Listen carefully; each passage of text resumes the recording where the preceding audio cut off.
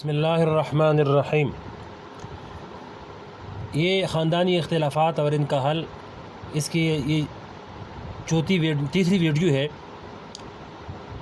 فرمایا کہ بھائیوں کے درمیان بھی حساب صاف ہو، لہذا شریعت نے ہمیں یہ حکم دیا کہ اپنی ملکیت واضح ہونی چاہیے۔ جب یہ مسئلہ ہم اپنے ملنے جلنے والوں کو بتاتے ہیں کہ بھائی اپنا حساب کتاب صاف کر لو اور بات واضح کر لو، تو جواب میں کہتے ہیں کہ یہ حساب کتاب کرنا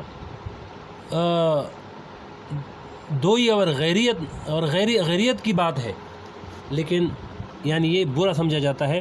لیکن چند ہی سالوں کے بعد یہ ہوتا ہے کہ وہی لوگ جو اس وقت اپنائیت کا مظاہرہ کر رہے تھے، ایک دوسرے کے خلاف تلوار لے کر کھڑے ہو جاتے ہیں۔ لہذا آپس کے اختلافات اور جھگڑوں کا ایک بہت بڑا سبب ملکیتوں کو صاف نہ رکھنا ہے۔ یا مثلا ایک مکان تعمیر ہو رہا ہے، اس ایک مکان میں کچھ پیسے باپ نے لگائے، کچھ پیسے ایک بیٹے نے لگائے، کچھ پیسے دوسرے بیٹے نے لگائے، کچھ پیسے کہیں سے قرض لے لیے، اور اس طرح وہ مکان تعمیر ہو گیا۔ اس وقت آپس میں کچھ طے نہیں کیا کہ بیٹے اس تعمیر میں جو پیسے لگا رہے ہیں وہ قرض کے طور پر لگا رہے ہیں یا باپ کی مدد کر رہے ہیں، یا وہ بیٹے اس مکان میں اپنا حصہ لگا کر پارٹنر بننا چاہتے ہیں۔ اس کا کچھ پتہ نہیں اور پیسے سب کے لگ رہے ہیں، لیکن کوئی بات واضح نہیں ہے۔ جب ان میں سے ایک کا انتقال ہوا تو اب جھگڑا کھڑا ہو گیا کہ یہ مکان کس کا ہے۔ ایک کہتا ہے کہ میں نے اس مکان میں اتنے پیسے لگائے ہیں، دوسرا کہتا ہے کہ میں نے اتنے پیسے اس مکان میں لگائے ہیں، تیسرا کہتا ہے کہ زمین تو میں نے خریدی تھی، اور اس جھگڑے کے نتیجے میں ایک فساد کھڑا ہو جاتا ہے۔ اس وقت فیصلے کے لیے مفتی کے پاس پہنچتے ہیں کہ اب آپ بتائیں اس کا حل کیا ہے۔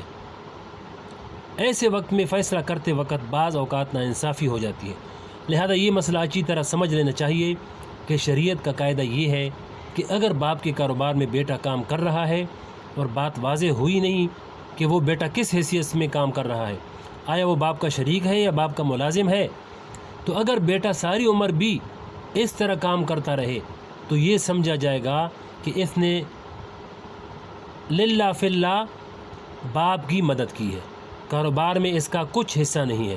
لہذا پہلے سے بات واضح کرنی چاہیے۔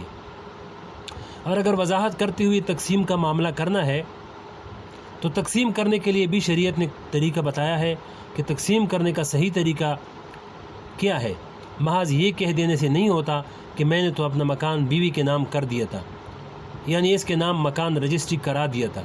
اب رجسٹری کرا دینے سے وہ یہ سمجھے کہ وہ مکان بیوی کے نام ہو گیا، حالانکہ شرعی اعتبار سے کوئی مکان کسی کے نام رجسٹری کرانے سے اس کی طرف منتقل نہیں ہوتا جب تک اس پر اس کا قبضہ نہ کرا دیا جائے، اور اس سے یہ نہ کہا جائے کہ میں نے یہ مکان تمہاری ملکیت کر دیا، اب تم اس کے مالک ہو۔